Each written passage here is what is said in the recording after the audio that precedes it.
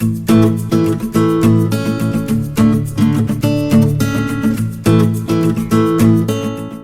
I finally had time to work on the Z50. It's been a little while, just like everybody else, life gets in the way. And I'm still continuing on installing the disc brakes. We're going to talk about the rear setup for now.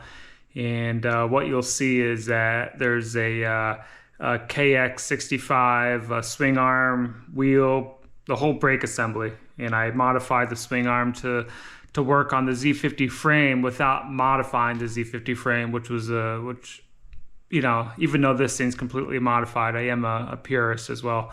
So that was important to me to figure that out to make that work. And so yeah, I'll kind of go through what we did so far. So what you see here, this is a modified KX65, and the KX65 has a monoshock that has a bracket underneath that I basically cut out and smoothed out and removed all that. And I welded some tabs right to the swing arm for the twin shock setup that's typically on the Z50. These are 330 millimeter shocks, by the way. Everything else is the same. And to fit over where the original swing arm goes, I notched, I don't know if you can see that or not, I notched the swing arm so that basically there's a spot in the swing arm to slide over the two studs that stick out on the Z50 frame. And after that I put, there's two bearings on each side of the swing arm. And that's pretty much it for the swing arm. So then we had to get the master cylinder from the 65 installed, and that needs to go in roughly this area here. So what I did, I made a little bracket here, and if you look on the back of the frame, there's actually two holes that are there from the factory, and I threaded them to 8 by 1.25. And then the bracket simply goes in the back, matches those holes. Then these two holes here, these two holes here, the master cylinder will bolt to. The other modification I had to make is the brake arm. Okay, typically, let me see if I can hold the camera here. Typically, there's a bar that comes up on top here to actuate the arm for the drum brakes. I cut all that out and welded this tab here, which also needs to be at an angle to avoid contact with the swing arm to get the master cylinder far enough away. So there's not too much to do here. And that should be able to allow me to mount everything in the area that it needs to be. And as I said before, the frame is not modified. So hopefully this all works. I already kind of fitted it, and it seems to function nice. But I'll go ahead and put it together here so you can see how it's done. And yeah, then I'll show you how it works.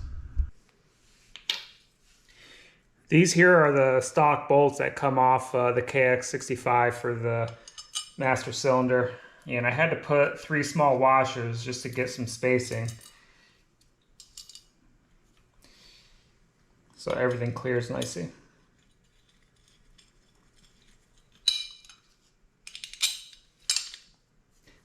I made this bracket out of 1/8 inch steel, by the way.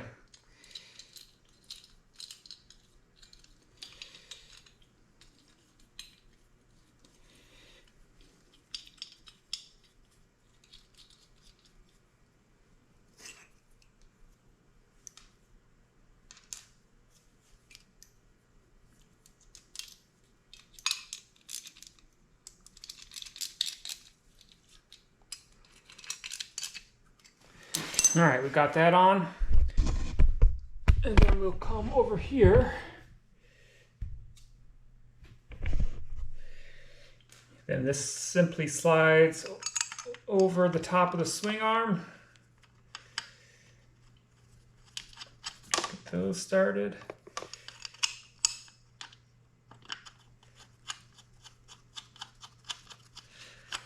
Thread them in.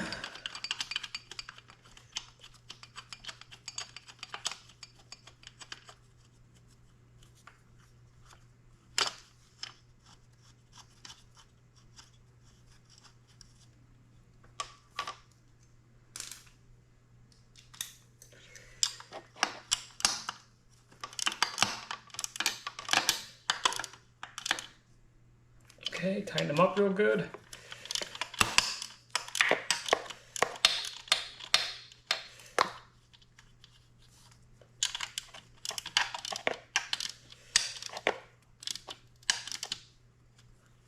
Okay.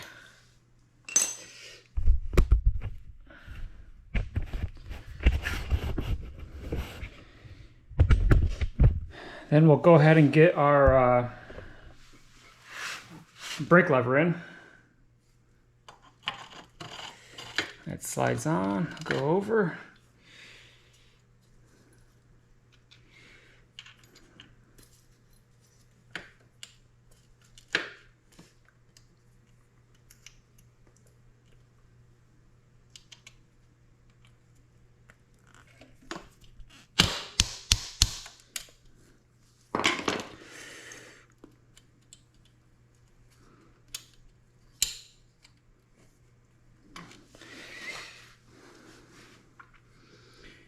We got the spring here for the brake. I think it goes on this way.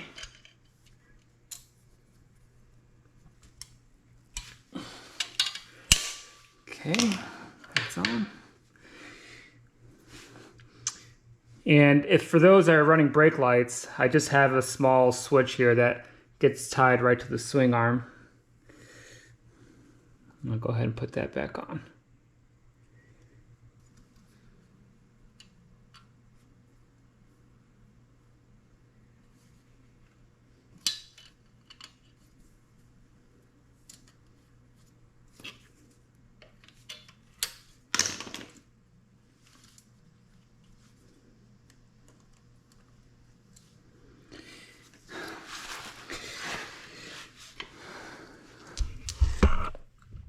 All right, so then we have the pin that attaches the brake lever to the master cylinder.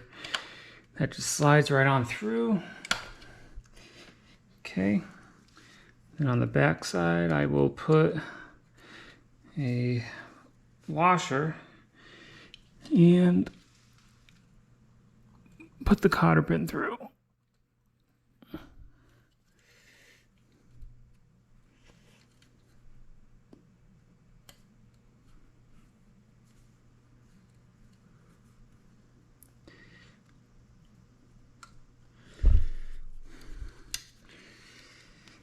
All right, so now it's all set up to work. Now the line itself, you know, on the KX, this is actually rotated, so it's a little bit different here. But what I'm going to do, I'm just going to go up from the top side like that, and that'll give it some room to move as well. So pretty straightforward. I'm going to go ahead and attach the line. And there's a little reservoir that goes right here as well. I'll go ahead and set that up, and then we'll bleed it and should be good to go at that point. All right guys, this is the final setup. You know, we got everything working nice, good pedal feel. You know, we've got the brake engaging. So yeah, we'll give it a road test here in a little while.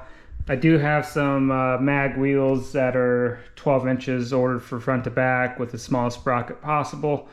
So once that comes in, I'll set that up. And I also am going to complete the front end as well. So I can show you guys that in another video, how to do KX65 front forks, wheel, and brake. So yeah, so stay tuned. Feeling pretty excited to try this out. That's one thing this thing definitely needed, was some more braking, and I think this will accomplish that. If you have any questions, let me know. Thanks.